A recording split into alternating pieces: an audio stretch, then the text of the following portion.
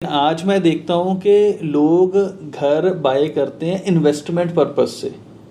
तो क्या हमारे को घर बाय करना चाहिए इन्वेस्टमेंट पर्पस से, और अगर करना चाहिए तो क्या सही तरीका है उसका?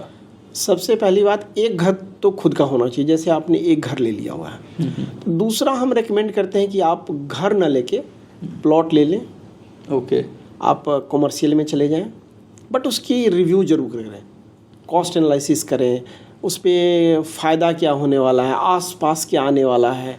क्योंकि हम केवल इसलिए नहीं ले लें कि हमारे पास पैसा है एक और प्रॉपर्टी ले लें। दूसरा, घर खरीदने में भी फ़ायदा आज के डेट में ट्राई सिटी की मैं बात करूंगा कि आप यहाँ पे डिमांड और सप्लाई जो रियल एस्टेट का फैक्टर है, इसमें यहाँ डिमांड काफ़ी है। और ट्राई सिटी हम चंडीगढ़, मोहाली, पंचकुला, खरड़ तक की बात करते हैं। अब आप खरड़ में भी आगे चले जाइए, रोपड़ तक पहुंच गया है, रोपड़ तक डेवलपमेंट, और इधर से न्यू चंडीगढ़, डेरा बस्सी से आगे लाडलू तक बढ़ गया है। Oh my God. तो अब यहाँ अब जीरकपुर को भी अब राजपुरा तक ले लीजिए आप, क्योंकि राजपुरा तक डेवलपमेंट है। ठीक है। अरे ट्राई सिटी इतना बड़ा, इतना फैल गया है। हाँ। तो यहाँ पे डिमांड है और सप्लाई डिमांड के मुकाबले अभी भी घर की कम है। लैंड की मैं नहीं बात कर रहा हूँ। अच्छा। कि एवरेज जो मेरा अपना कैलकुलेशन कहता है कि लगभग 30,000 नए घर की ज़रूरत है ट्राई सिटी में, लेकिन उस लेवल पे बिल्डअप नहीं हो रहा। उसका रीज़न भी है, रेरा आने के बाद रिस्ट्रिक्शन आई है कई चीज़ों में।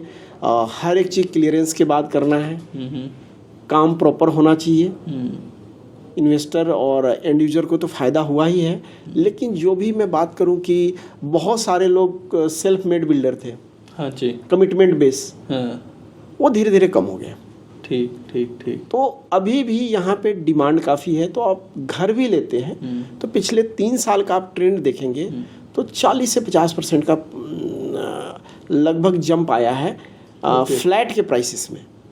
जो कि बहुत ही एक अच्छा ट्रेंड है, और आने वाले टाइम में यह कंटिन्यू होगा। डिपेंड करेगा कि प्राइसिंग आपने क्या लिया है, अच्छा, और लोकेशन क्या है, ये 2 मैटर करेगा हमेशा।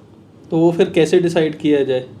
सर, इसके लिए एक्सपर्ट की ज़रूरत है। ठीक है। अदरवाइज आप अपने दोस्त से राय लीजिए, वो आपको अच्छी तरह से दे देगा। वो तो आप बता ही चुके हैं।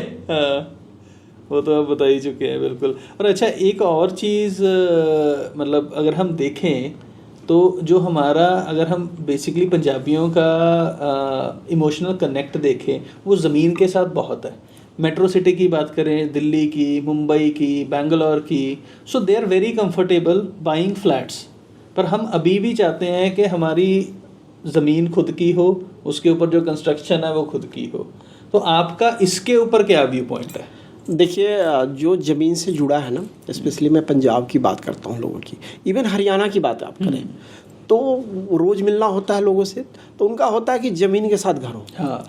और स्पेशली जो लोग मिडिल एज में हैं, वो तो स्टिक है इस पर। ठीक है। लेकिन जो यूथ है अब वो चेंज हो चुका है।